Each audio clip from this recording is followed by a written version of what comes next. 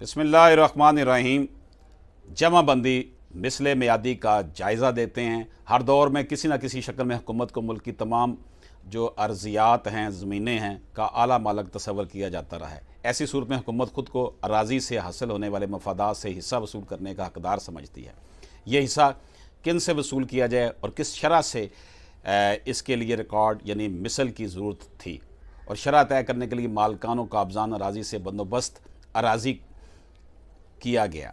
दूसरे अल्फाज में काबजीन अराज़ी को ज़मीन के मफाद से हिस्सा सरकार अदा करने की तहरीक की गई। काबजीन अराज़ी के हकूक़ के तहफ़्फ़ुज़ के लिए मिसल मरतब की गई ताकि हकूक़ अराज़ी की निस्बत तनाज़ात तय किए जा सकें। ये मिसल जो है वो महाल के लिए या मजमूआ महाल के लिए तैयार की गई।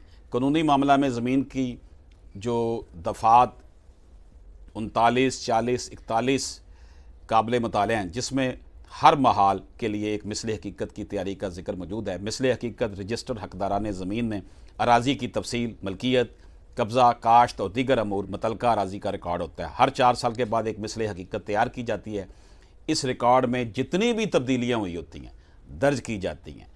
गोया मिसल हकीकत अराज़ी से मुतल्लक एक तसलसल है जो तब्दीलियों के साथ जारी रहता है। इजाज़त दीजिए। अल्लाह हाफ़िज़।